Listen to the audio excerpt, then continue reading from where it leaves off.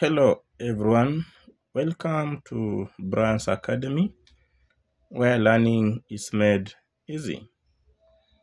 Today's lesson, I would like us to learn about categories of creative arts and sports.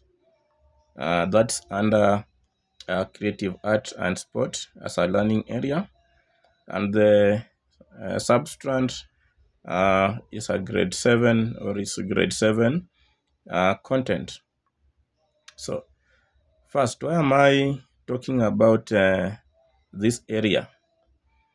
You can remember there has been some changes in curriculum development more so early this year, where we had some changes in creative art and sport curriculum design, way from grade 4 to grade 9.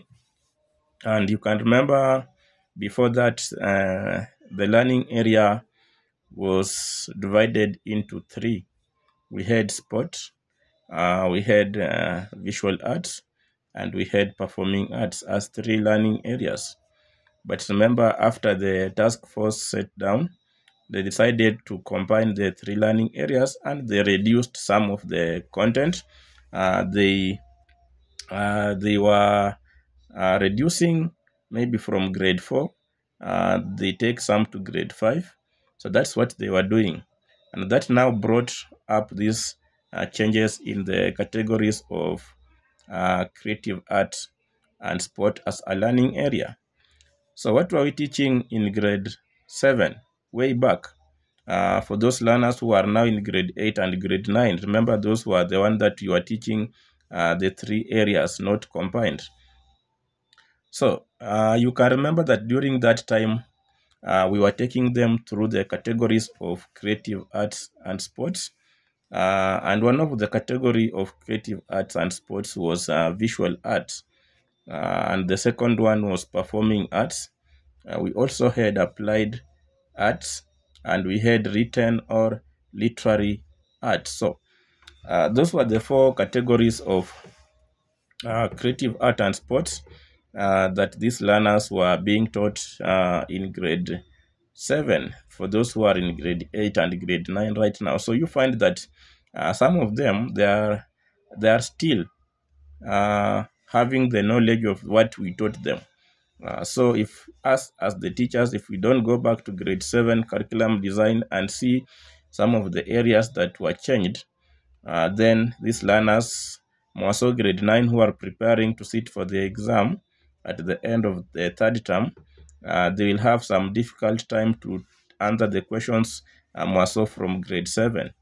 So in short, this channel will be of help to you as a learner and as a teacher, because I'll be taking you back to grade 7, grade 6, grade 8 work, so that we can help these learners in this area of creative art and sport.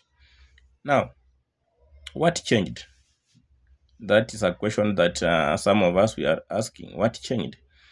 Now, you find that the content in these classes were reduced.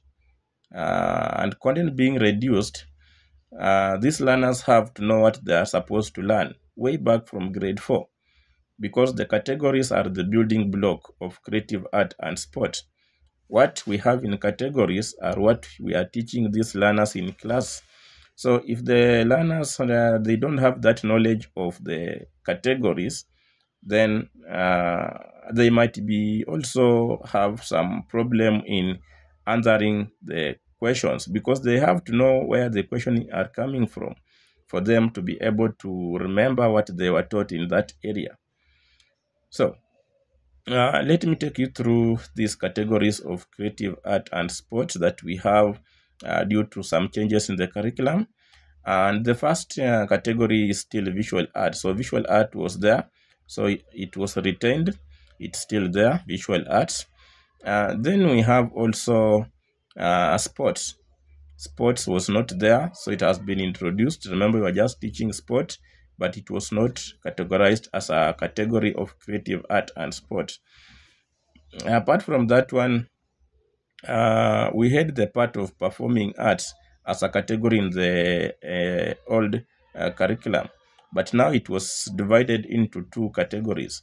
Now we have music and dance as a category, and then we have the last one, we have drama and film or theater. Drama and film or theater. So those are the four categories that were regenerated from the ones that we had. Now, those are the areas that we usually focus on in class. So, it's good I take you through some of the categories and examples that fall under those categories. And I will start with visual art. So, we find that visual art is a category that is perceived through sight or observation. You feel it through observing what has been created or made by the artist. So that's how you define the visual art. It's an art that is perceived through sight or observation. Now, which are these examples that we teach in class that fall under visual art?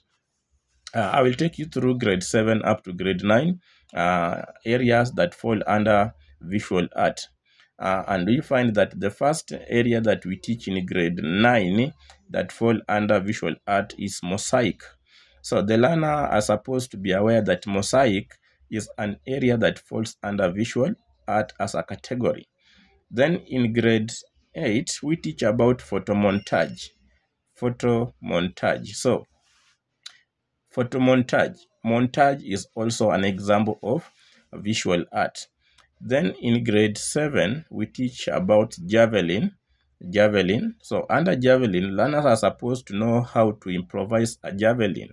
A javelin. And when they are improvising a javelin, they are supposed to use a visual art component there called sculpture. Sculpture. So sculpture also becomes one of the example of visual art. Another areas we have painting, we have drawing that we shall talk about. Painting, we cover it under color classification. That's where we touch on painting. And before you paint, you have to draw. So they combine drawing and painting. So those are some of the examples that fall under visual art as a category of creative art and sport. Now, let me also take you through the second category, that is sport. And you find the sport is a broad area that is way back to grade 4 up to grade 9. So if you start mentioning some of the areas that touch on sport, there are very many. But I will just talk about some of the examples of areas that we teach these learners from grade 7 up to grade 9 that fall under sport. And we have to know that sport is an area that is abroad.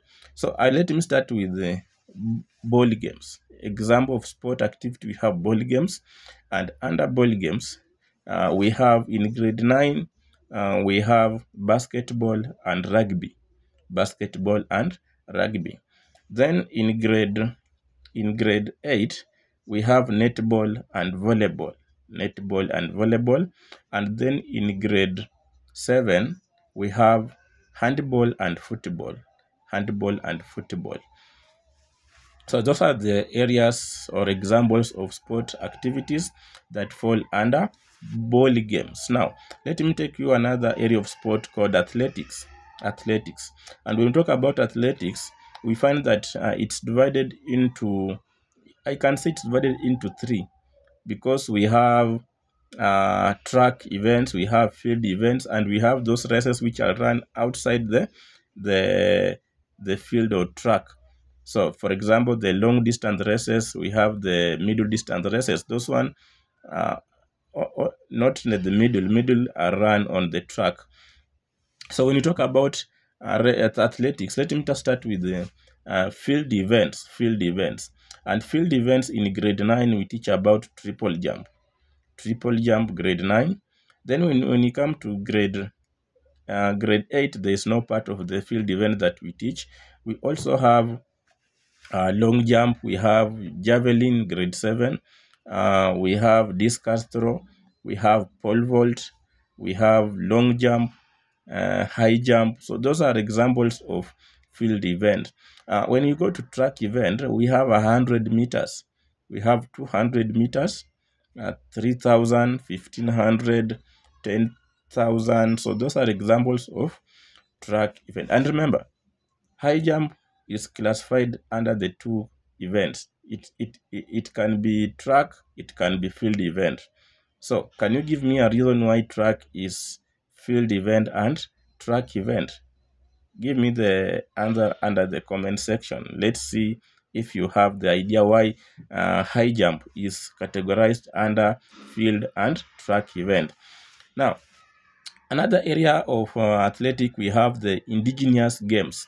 Indigenous games, that's the second last strand. After swimming, we shall talk about indigenous games and analysis of creative art and sport. So indigenous game make also under the sport activities.